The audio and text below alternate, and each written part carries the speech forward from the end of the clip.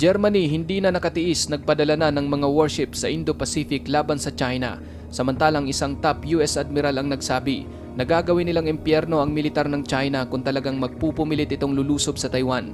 Abangan kapatid ang kumpletong mga detalye, pero bago tayo magpatuloy, isang like lang po ang hinihingi ko para sa videong ito. Malaking bagay na po yan bilang suporta sa ating bawat ina-upload. Back to the video.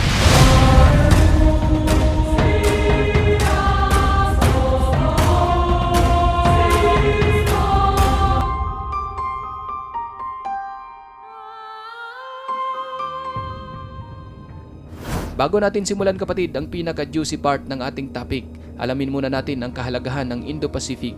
Ang lugar na ito mga kapatid ay ang tinatawag na Indo-Pacific Region. Sa karagatang ito, dito dumadaan ang tatlong pinakamalaking ekonomiya sa mundo, ang United States, China at Japan, kung saan ang mga bansang ito ay sama-samang nag-aambag ng 60% sa Global Gross Domestic Product o GDP. Sa katubigan ng Indo-Pacific, dito rin dumadaloy ang malaking bahagi ng pandaigdigang kalakalang pandagat na mayroong kabuang 60%.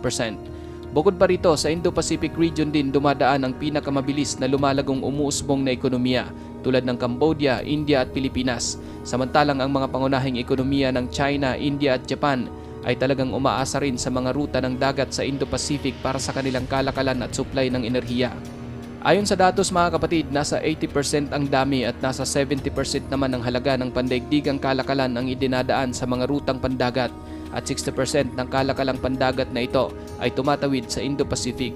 Napakahalaga para sa pandaigdigang kalakalan ng stability at kapayapaan sa rehiyon na ito dahil sa pagkakaroon nito ng mga critical na maritime choke points tulad ng Bab al-Mandeb at Malacca Strait. Bukod dito, ang kahalagahang pang-ekonomiya ng rehiyon ay talagang hindi matatawaran sapagkat mayroon lang naman itong 10 sa mga pinakaabalang container port sa buong mundo sa kahaba ng baybayin ng Pacific at Indian Ocean. Ngayon mga kapatid, napakalinaw kung gaano kahalaga sa ekonomiya ng mundo ang Indo-Pacific region.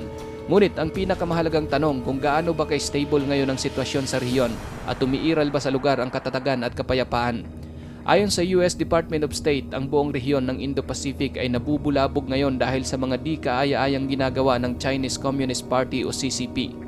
Sa pamagitan ng kanilang puwersang militar, binubuli at pinipressure nito ang kanilang mga kapitbahay. Sinusulong ang labag sa batas na pang-aangkin ng teritoryo, binabantaan ang mga maritime shipping lane at pinapahina ang katatagan ng isang lugar na labas na mismo ng kanilang nasasakupang teritoryo. Dahil dito, ang pag-uugali na ito ng China ay nagpapataas lamang ng tensyon at talagang mapanganib ito dahil posibleng magkaroon ng maling kalkulasyon at hindi aasahang salungatan o conflict. Sa pakikipagkalakalan, hindi lang po ang mga bansang Amerika, Japan at China ang dumadaan sa Indo-Pacific region. May mga interes din dito ang iba pang bansa gaya ng Germany, kung saan 20% ng kanilang kalakal ay dumadaan sa nasabing rehiyon. Katulad ng Amerika, pinapanatili rin ng Germany ang katatagan at kaayusan sa Indo-Pacific na nakabatay sa international order, kung kaya't labis din silang nabahala sa mga agresibong pag-uugali ng China. Sa ulat ng Reuters, sinabi rito na nagpadala ang Germany ng 2 barkong pandigma sa Indo-Pacific region sa kabila iyan ng mainit na tensyon sa pagitan ng China at Taiwan at sa pinag-aagawang South China Sea. Ayon sa Defense Minister ng Germany na si Boris Pistorius, 2 warship ang kanilang pinadala sa rehiyon upang palakasin ang presensya ng kanilang militar doon. Sisiguruhin lang umano nila na magkakaroon pa rin ng freedom of navigation at free passage sa mga ruta ng kalakalan. Ang nasabing mga barkong pandigma ng Germany ay dadaan sa South China Sea. Ngunit hindi malinaw kung maglalayag din sila sa Taiwan Strait gaya ng ginagawa ng mga warship ng Amerika, isang hakbang na tiyak na ikakagalit ng China. Dagdag pa ng Defense Minister, ilang mga barkong pandigma na ng kanilang mga kaalyado ang dumaan sa Taiwan Strait, kaya naman isang option din ang pagdaan dito ng kanilang mga warship. Noong 2021, isang barkong pandigma ng Germany ang tumulak sa South China Sea sa unang pagkakataon sa loob ng halos 20 years, kung saan kasabay ito sa mga barkong pandigma ng Western country na nagpapalawak ng presensya ng kanilang militar sa rehiyon sa gitna ng pagtutol ng China. Inaangkin ng China ang halos buong South China Sea bilang bahagi umano ng kanilang 10-dash line sa kabila ng desisyon ng international na tribunal na walang legal na batayan ang Beijing para sa kanilang mga claim. Inaangkin din ng China ang Taiwan na pinamamahalaan ng demokratiko bilang sarili nitong teritoryo sa kabila ng matinding pagtutol ng Taiwan. Dahil dito talagang galit na galit ang China at paulit-ulit na binantaan ng Taiwan na kukunin ito kahit sa puwersahan at madugong paraan. Ngunit ang mga banta na ito ng China ay tila nagpainit sa ulo ng Amerika at sinabing gagawin nilang impyerno ang militar ng China kung lulusob ito sa Taiwan.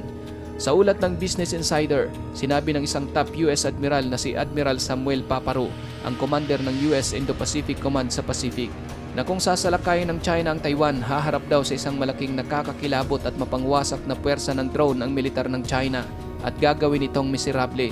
Iyon daw talaga ang kanilang plano na gagawing impyerno ang militar ng China upang madistract ito at makakuha sila ng oras para tumugon. Dagdag pa ng Admiral, maaari niya raw gawing miserable ang buhay ng mga sundalo ng China sa loob ng isang buwan na siyang nagbibigay sa kanya ng oras upang makagawa ng iba pang mga bagay.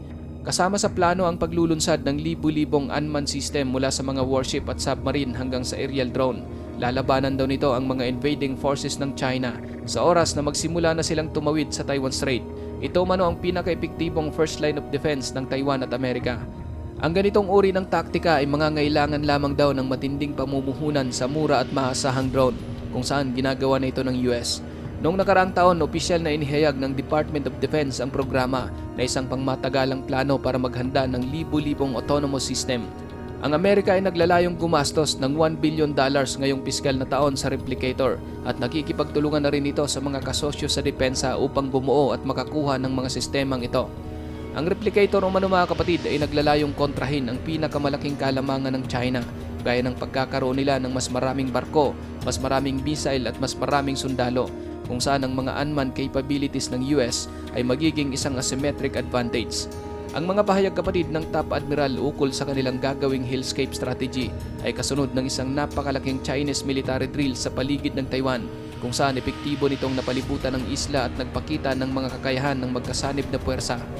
Bagamat nasaksihan ng US at Taiwan ang pagsasanay ng China kung gaano kabilis at kadali na gumamit ang mga ito ng blockade, isa rin itong pagkakataon upang mapag-aralan ng Amerika ang taktika na ito ng China.